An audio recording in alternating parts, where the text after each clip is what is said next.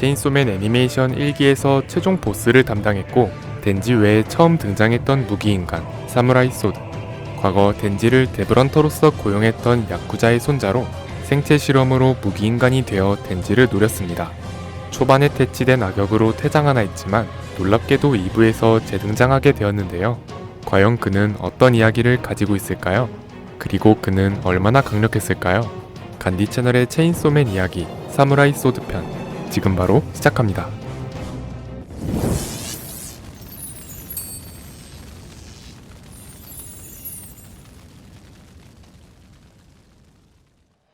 분류, 무기인간, 일본도의 악마, 이명, 사무라이 소드, 소속, 야쿠자. 사무라이 소드는 귀 밑까지 내려오는 구레나룻이 특징이며 무려 195cm라는 엄청난 장신의 남성입니다. 복장은 항상 검은색 셔츠와 바지, 롱코트를 착용합니다. 그는 주변 야쿠자들에게 와카라고 불리는데 이는 젊은 혹은 어린이라는 단어로 아마 우두머리 격이었던 할아버지의 손자이기 때문에 작은 도련님 정도라고 생각하면 될 것 같습니다. 하지만 일부에서 이미 조직이 괴멸 상태까지 가버렸고 야쿠자 두목은 별장으로 피신해 있었음이 밝혀지면서 현재 입지가 어떤지는 알려지지 않았습니다. 여담으로 분명히 밝혀지지 않았고 사무라이 소드라는 이명이 길어서인지 작중에선 일본도, 구레나룻, 사무라이라고 불리기도 합니다.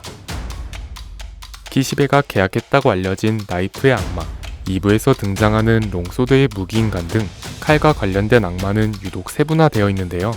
그런데 사무라이 소드의 머리에 달린 검은 일본도라기엔 형태부터 상이할 뿐더러 날이 너무 크고 둔탁하며 손의 검마저 애니메이션에선 한층 두꺼워지면서 거의 육중한 대검에 가까운 모습을 보여줍니다.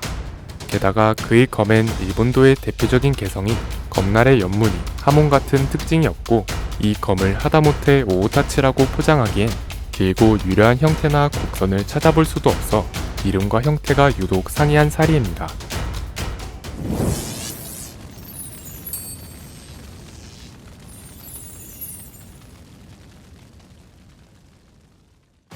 특이과가 영혼의 악마 토벌 기념 회식을 마치고 일상으로 돌아와 점심을 먹던 중 사무라이 소드는 덴지의 근처 테이블에서 비아냥대는 어조로 말을 걸며 등장했습니다.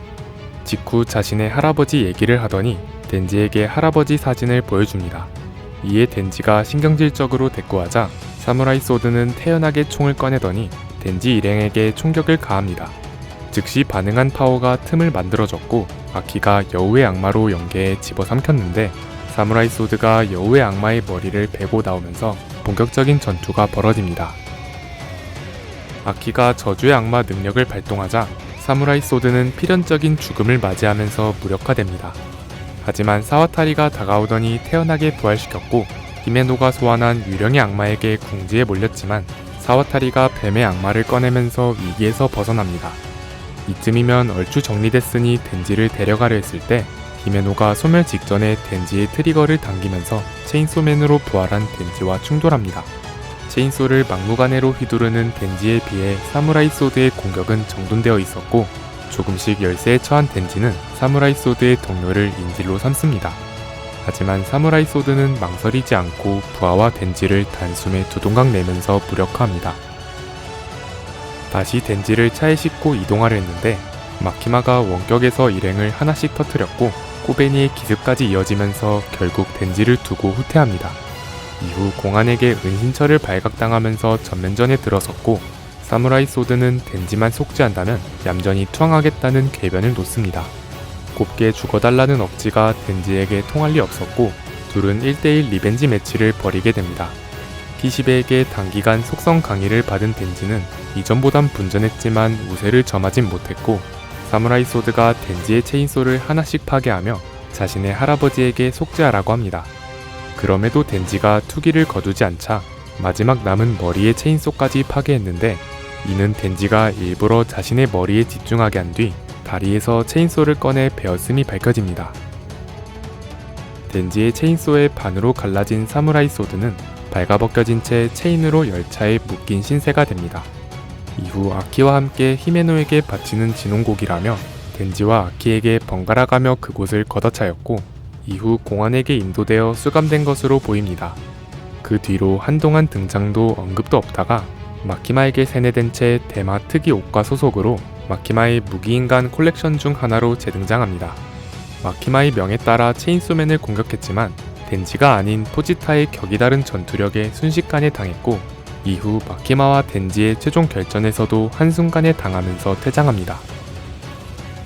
그렇게 1부가 마무리되면서 새로운 막이 열렸고 일종의 신흥 사이비 종교인 체인소맨 교회의 간부진이 무기인간으로 이루어져 있다는 정보가 밝혀집니다. 다양한 무기인간들이 등장했지만 사무라이 소드의 모습은 보이지 않았는데요. 나중에 체인소맨에게 정의란 없다고 외치며 체인소맨 교회 목사를 반으로 가르면서 등장합니다. 사무라이 소드는 공안 대마 특이 7과 소속이라고 하며 모세 마인과 버디를 맺고 있었습니다. 이후 덴지가 전신이 토막난 채 악마 수용센터에 구속되었을 때 사무라이 소드는 덴지를 구출하러 온 아사 일행을 습격합니다. 사무라이 소드가 체인소맨에게 악감정을 품고 있다는 걸 눈치챈 아사는 자신들의 최종 목적은 체인소맨을 쓰러뜨리는 것이라며 지금 사무라이 소드가 지키려는 존재가 체인소맨이라는 걸 알려주고 휴전을 제안합니다.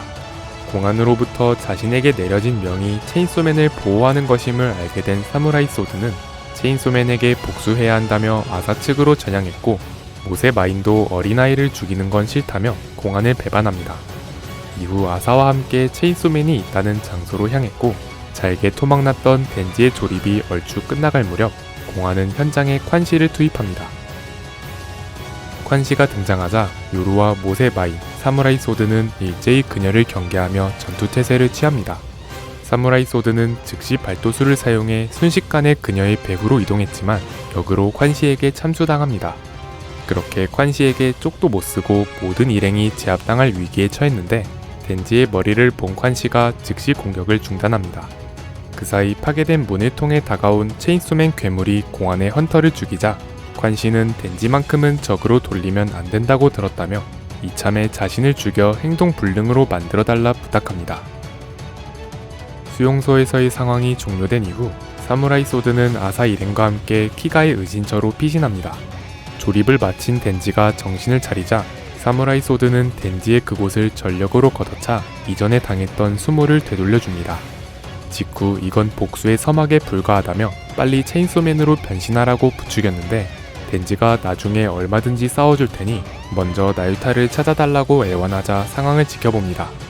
이후 덴지에게 뭐라도 먹이면 기분이 나아질 것이라는 키가의 조언에 덴지의 희망대로 초밥을 먹으러 가게 되었는데 덴지가 가는 내내 의욕 없이 축 처져 있자 어떤 남자라도 팔팔해지는 장소가 있다며 자신이 소유한 유흥업소에 집어넣자고 제안합니다.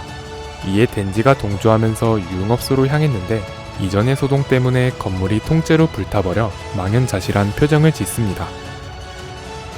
이후 식당으로 가서 초밥을 먹다가 체인소맨 교회의 간부 바르엠이 옆에 앉습니다. 바르엠은 진정한 체인소맨을 끌어내기 위해선 덴지의 불행이 필요하다며 회전 초밥 접시에 나유타의 머리를 내오자 이를 본 사무라이 소드는 경악을 금치 못합니다. 나유타의 죽음을 확인한 덴지는 절망에 빠지면서 포치타에게 주도권을 뺏기게 되었고 직후 마구잡이로 날뛰며 학살극을 벌입니다. 요시다, 요루, 노화의 악마가 체인소맨을 공격했을 때 사무라이 소드도 변신해 체인소맨을 공격했지만 아쉽게도 그의 공격은 닿지 못하고 순식간에 무력화됩니다.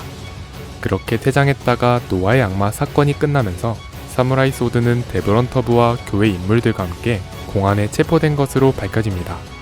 공안 측은 덴지와 아사를 회유하기 위한 교섭 재료로 쓸 생각이었다는데 이전에 공안을 배반하고 덴지를 구출했기 때문인지 덴지의 동료 취급을 받게 된 모양입니다.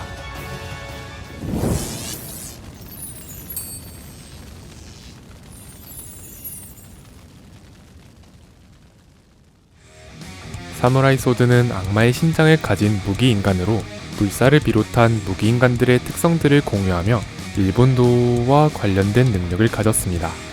여우의 악마와는 격이 다름을 보여준 첫 사례였고 유령의 악마에겐 힘에 부쳐 궁지에 몰리긴 했지만 이때는 저주의 악마 능력으로 한번 죽다 살아난 상태임을 감안해야 합니다.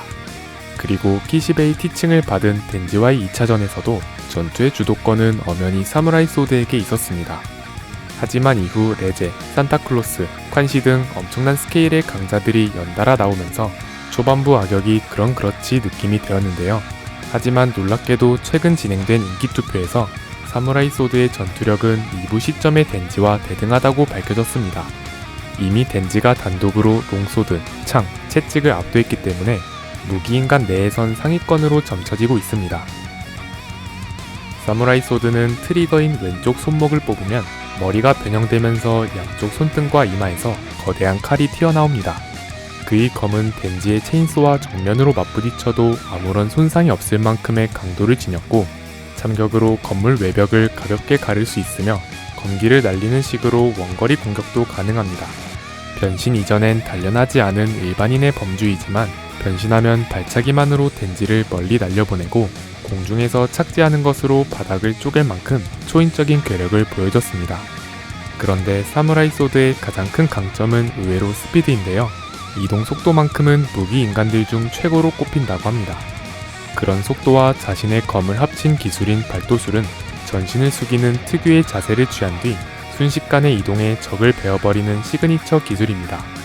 어지간한 강자가 아니라면 인식조차 하기 힘들며 대등한 강도를 가진 것으로 보였던 덴지의 체인소를 파괴할 만큼 강력한 기술입니다.